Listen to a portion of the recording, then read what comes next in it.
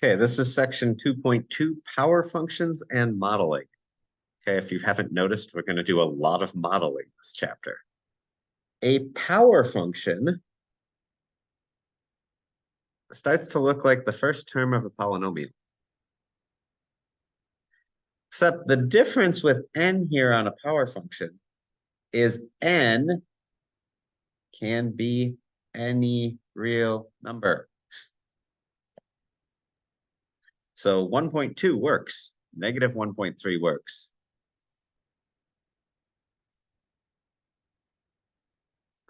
It is not required to be a whole number. It can be x to the pi, yes, just for the nerds. Okay, so here's some examples of power functions. In this case, your k stands for constant, which constant just means a number, is 2 times pi. Yeah, it can be two things multiplied together. Here your k is pi, your x is r. This time I'm to the second power. Force of gravity equals k divided by distance squared. This k is quite a bit more complicated than that. It's actually, I don't remember what the constant is. It's not Coulomb's constant, it's gravitational constant. Oh, we usually use a capital G for that. That's what it is. It usually can look like gravitational constant, mass 1, mass 2. Those can all be considered a K. Okay?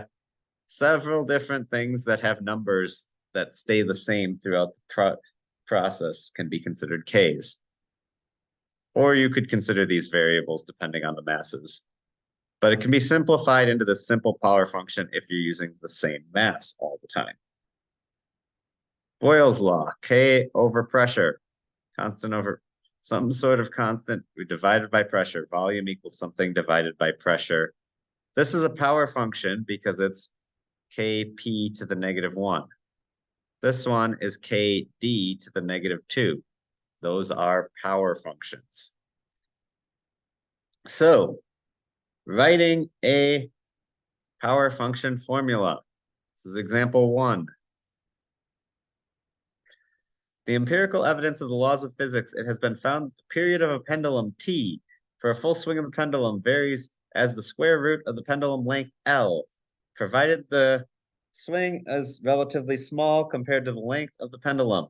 Express the relationship as a power function. T stands for period. Capital T is period. It's the amount of time equals constant times the square root of L. I believe this constant, I believe the actual formula with a little more detail is L over G. And the constant then can be 2 pi over square root of G. So I can split my square root up, the square root of L. L is changing depending on the length of the pendulum. G is acceleration due to gravity. This whole thing here is your K. KL to the negative 1/2.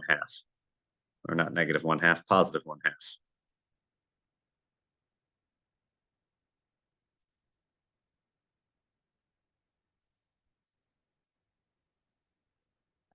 Okay. There is my power function. We're going to do a function analysis on a couple of power functions. So here I've got power function 1, f of x equals cube root of x.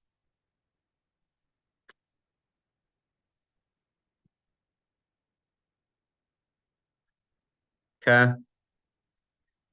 Function analysis. When I have you do these on a test or quiz, I ask you all of these questions. Pieces of this, the cube root.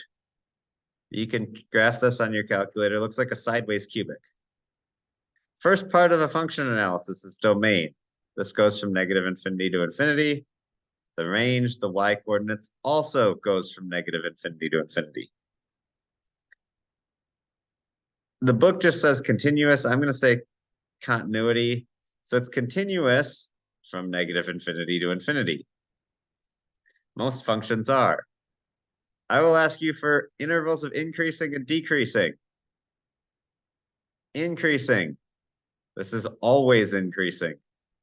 It's never decreasing. Symmetry.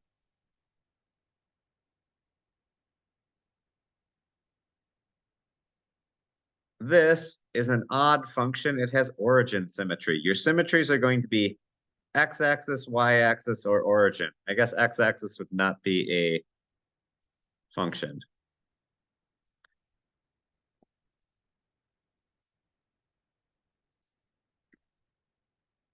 Um, boundedness.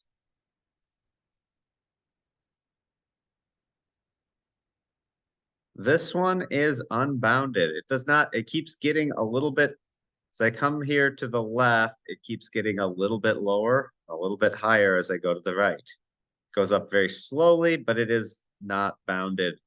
There's no top or bottom. Extrema, it does not, oops, does not have any local maxes or mins. End behavior. End behavior must be written in limit notation, and it must include both ends that are there. Let me spell behavior correctly.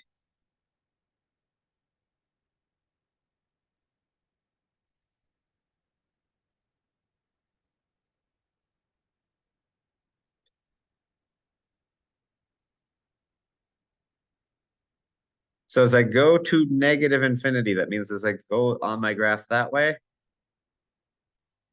my end behavior doesn't look like it's going there very quickly, but it is negative infinity.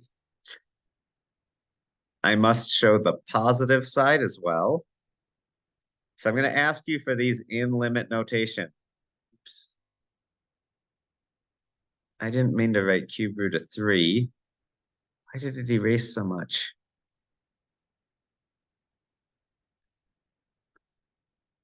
I meant to write cube root of x, because that's what my function is. My end behavior as I go to the positive end is positive infinity. Okay, I'm going to do the same thing. I'm going to change colors here. So we're going to do a different graph. G of x equals 1 over x squared. This graph, again, feel free to use your graphing calculator to check what the sketch looks like. Looks something like that.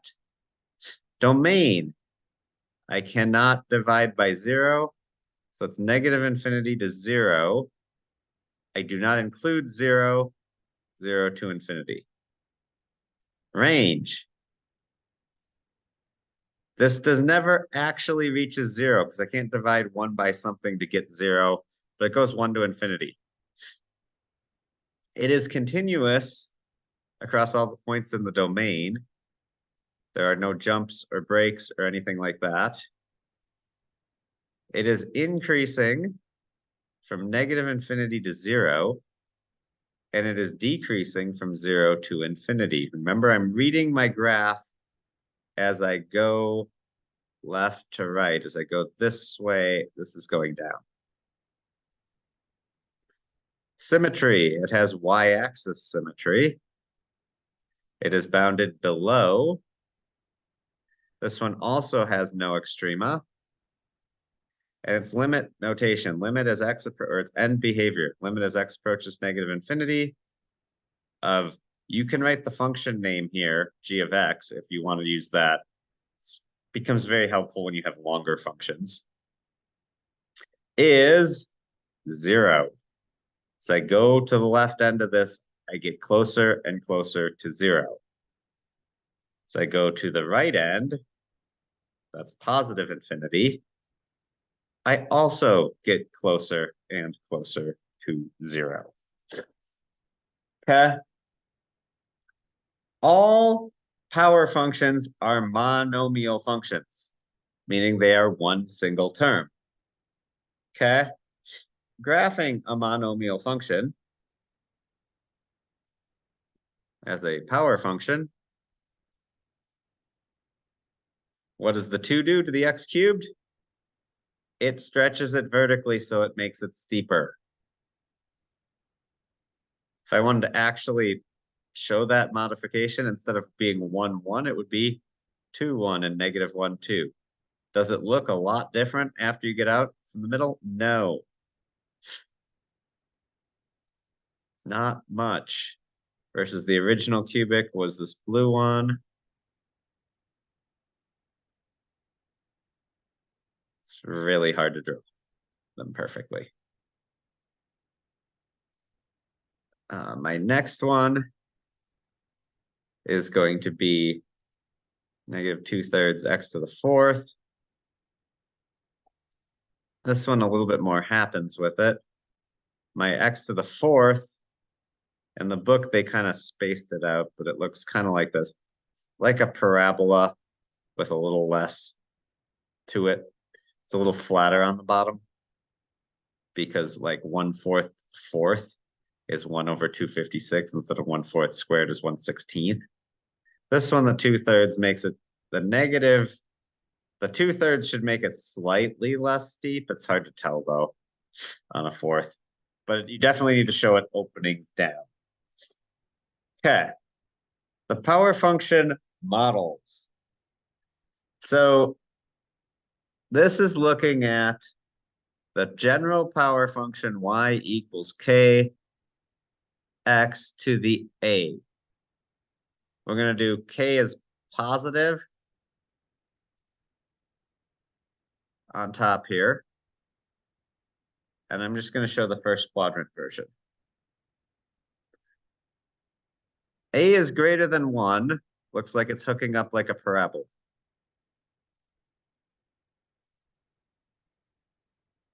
A equals 1. This is the point 1k that they're all going to cross at.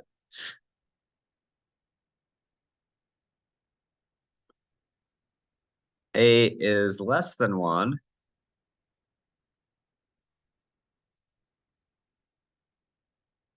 Is this. Looks like a square root type of thing. And a is less than 0. That's going to be like a 1/a, like even a square root. They all kind of look like that 1/x type of graph. And I'll reverse this for k is less than 0. So this is negative values of k. Get the same thing, but now it's below the axis. 1k, they'll all meet at 1k. And it's going to hook upward for a greater than 1. I'm not matching the colors of the book, but I will match the colors above.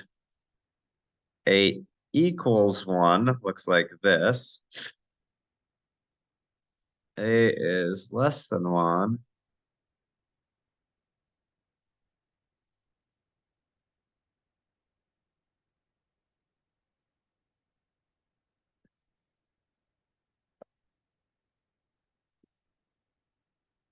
And then a is less than 0.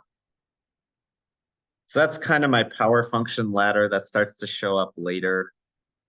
You probably won't use this very much, but it starts to show up more in the future.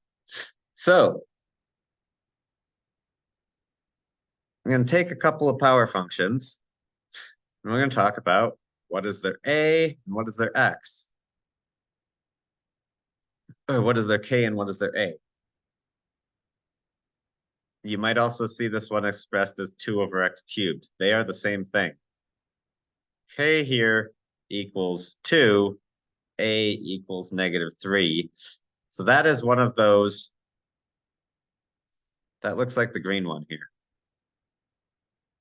It's going to look something like that. K was positive, so it's on that side.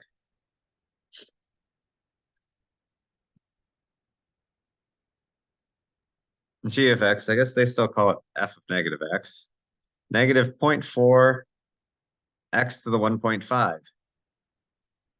Hey, this one looks like the purple one too. I hit my colors right on. Shocking. That was on accident. Again, you could see this as negative 0.4 to the x to the 3 over 2, or negative 0.4 x square root of x, all the same thing. K here equals negative 0.4, and A equals 1.5, or 3 over 2. Looking at this one, K was less than 0. It's going to open down like that because A is greater than 1.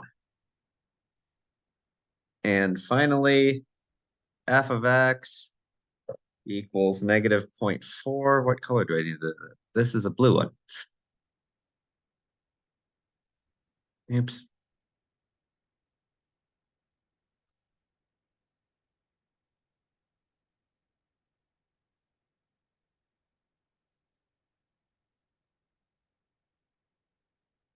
Here, k equals negative 1 and a equals 0.4. A is greater than 1, so it looks something generally like that. Okay. Modeling with power functions. Please take a look at page 194, and we're going to do this with the calculator. Okay. Hold on, let me switch over to the calculator.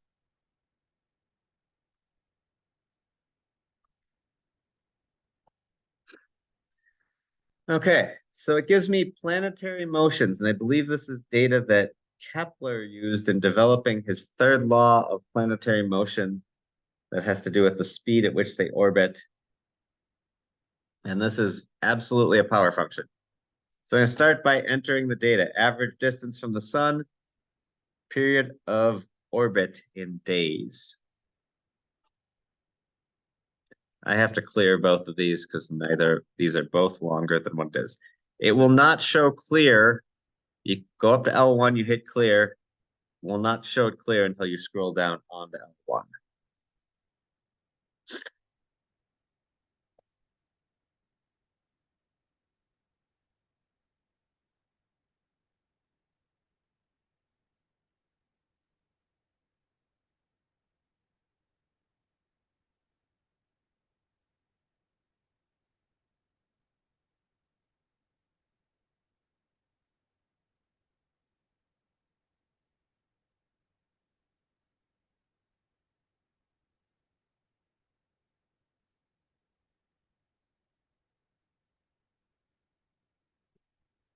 Okay. Now to model this with a power function, we're going to do the same thing we did for linear regression, except I'm going to go down until I see PWR reg. That's power law regression. Again, L1, L2, store regression equation, vars, y vars, function y1. Scroll down to calculate. My function is, and again, we need to write this way, 0.2. I'm just going to leave it at 0.2. Usually I would give 3 decimal places, but they're all zeros.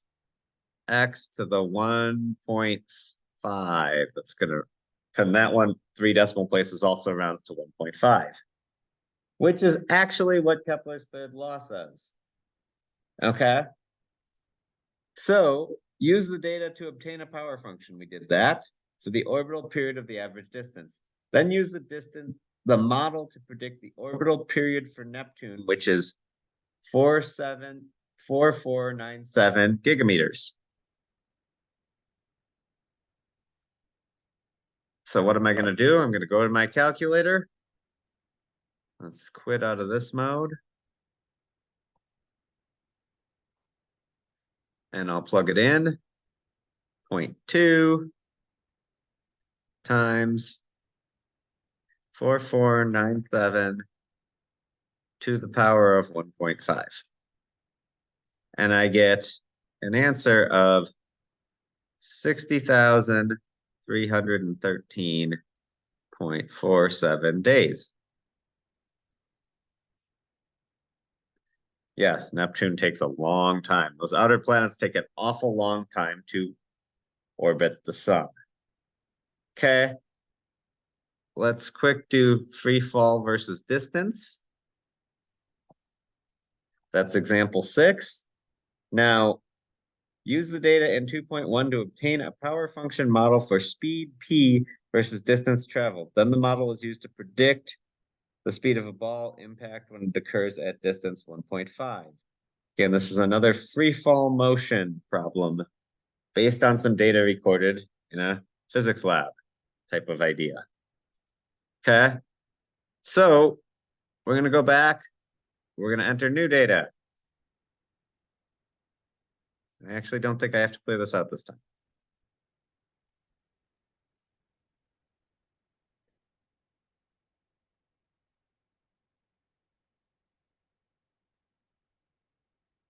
Go ahead and enter it, please.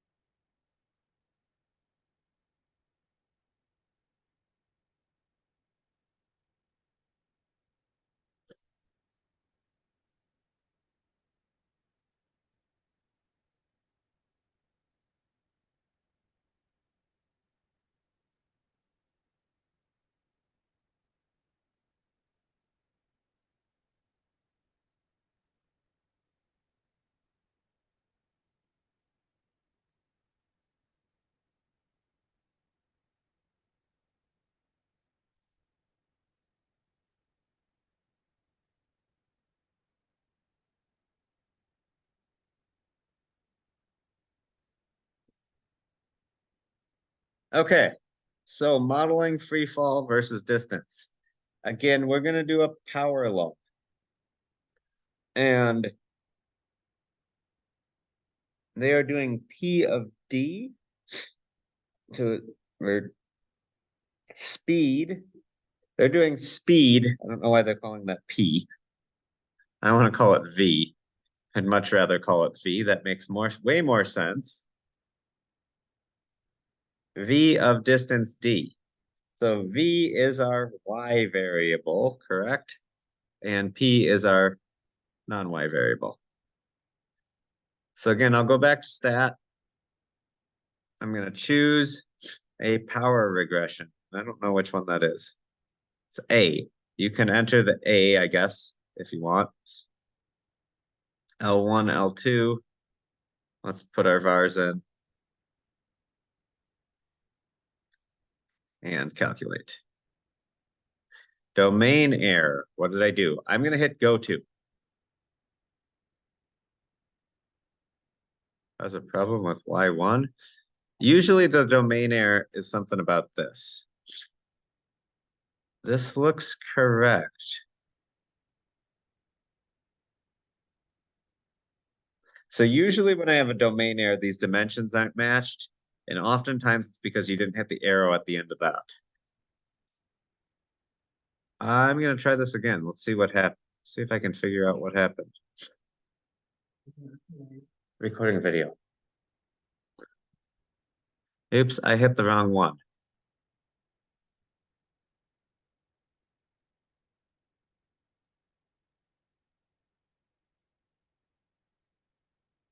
No. Let's see.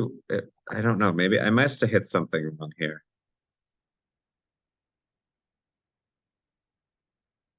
Value entered is not allowed in the function or command.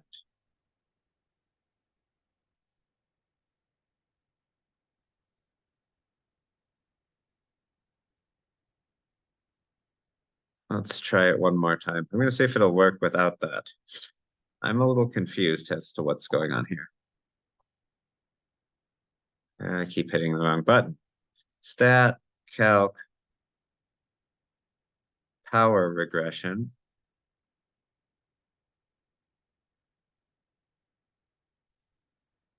It's got to be something with my data.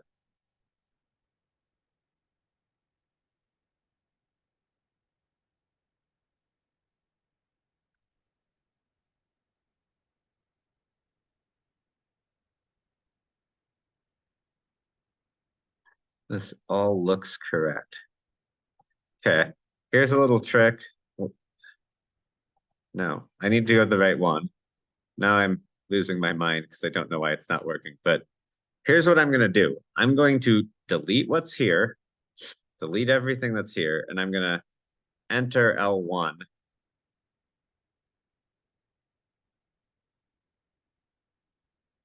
I'm going to enter L2.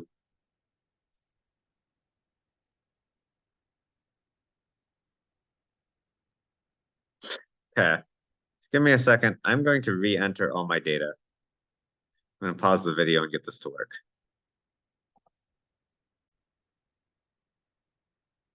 So I believe the error is just with this calculator. I've had it work correctly on other ones.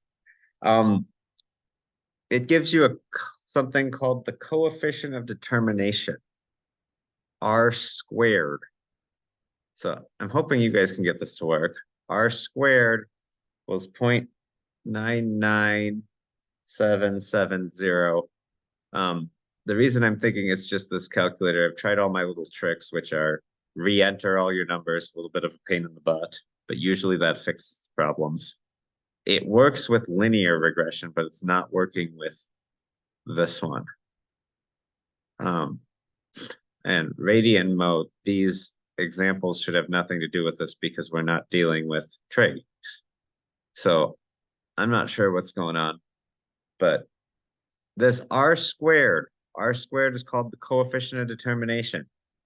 What that tells me, 99.7 or let's round it correctly, 0.8% of my variation in speed can be predicted by the distance it's fallen. Okay. That's what R squared means. The percent of the Y variable speed that can be predicted by the X variable distance, or percent of speed that can be predicted by distance. Okay, that is 2.2.